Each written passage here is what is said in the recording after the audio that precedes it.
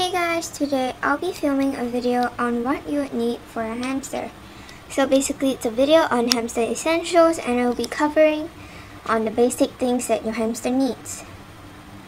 So of course the first thing that your hamster needs is a cage. So your cage needs to be at least 360 square inches of space so that your hamster has more space to run around and just live. So the bigger cage, the better. So here I have is just the Zoo Zone 2, which is perfect for a dwarf hamster and suitable for a Syrian hamster. The 360 square inches is just a minimum baseline so that people do not get cages smaller than that for your hamster. So the next thing is of course bedding. And the bedding I have is kitty clean and cozy in here, and non-clumping cat litter, and yeah. So there you have is Miss Hammy. So like I'm saying, I have kitty clean and cozy, and now I'm just gonna switch to the cat fresh. So yeah, please avoid any pine or cedar wood shavings. Aspen is fine as long as it has all the oils and chemicals taken out of it. It just depends on the process that your country takes and the brand takes to remove the oils and the processing.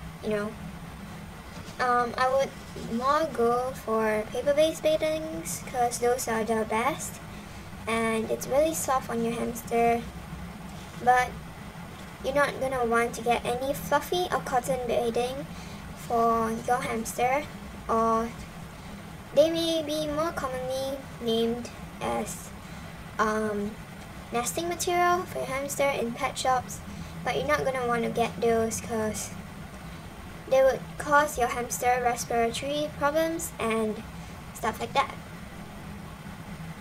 So the next essential, which is the most important one, is the wheel. The wheel is really important in your hamster's life, as in the wild they spend their entire time in the night running on their wheels for miles and miles. So a suitable size wheel would be the greatest for hamster, and I'll just put those in the screen for the different types of hamsters like Syrians and stuff. So it'll be there right now. And let's move on to the water bottle and food. So those are the basic things that every living thing needs to have. So I think you would know about this. So yeah. The food bowl needs to be a suitable size for your hamster to come in and sit perfectly in so that they have the space to sit and just, eat. So yeah. For the water bottle, it just needs to not be leaking, and you must give them fresh water at all times, and basically must be working water bottle.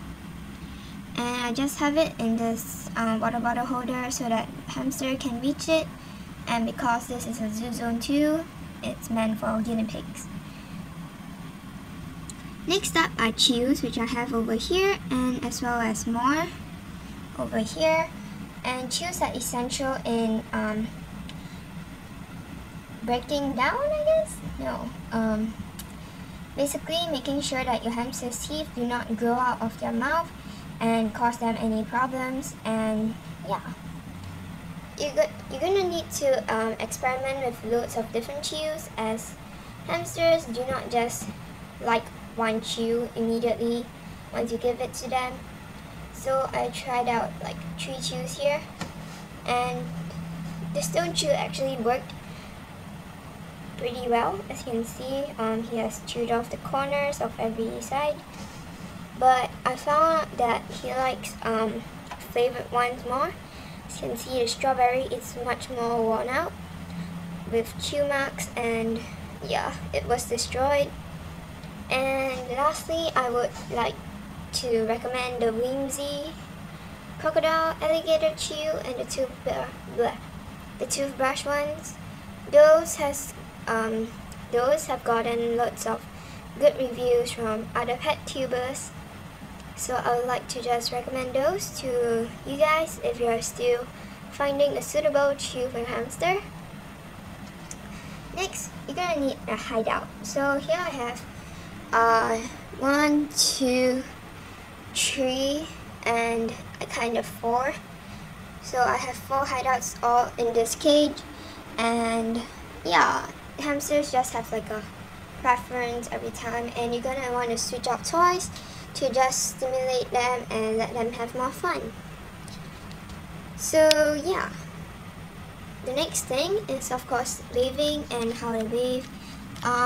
This is sometimes not compulsory, it just depends on what you think, and I just have this, and he doesn't go in there quite often, like not every day, but he just goes in there to poo. And yeah, I don't recommend putting this in your cage every day, like 24 hours, as they do they may cause them in fur loss, as chinchilla scent is a little harsh on your skin.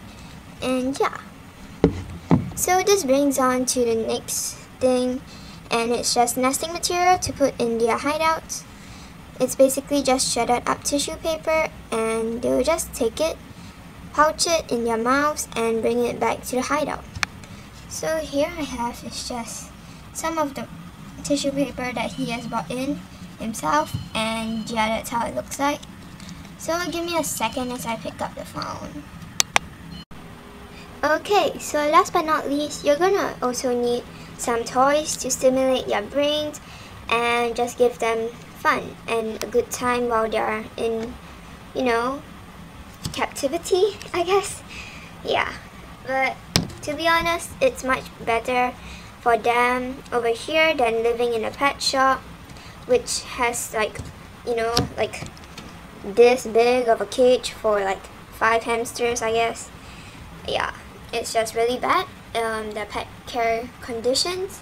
So yeah, here is one of the toys that he has, and this is quite like another, but it's more of a chew because it's a snack shack food bowl.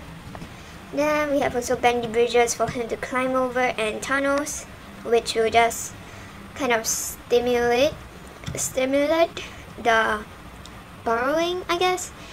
But yeah, anyways, I use habitual tunnels as my dog hamster is quite big, and he just fits in there quite snugly. And this is also suitable for Syrians, and I do not recommend critter trail tunnels for Syrians, as it's like this thin, I think. Yeah, so it's just, you know, yeah. Also, I forgot to mention that there's another hideout over here, which has been covered by bedding. I don't know why, but it was just like an open hideout.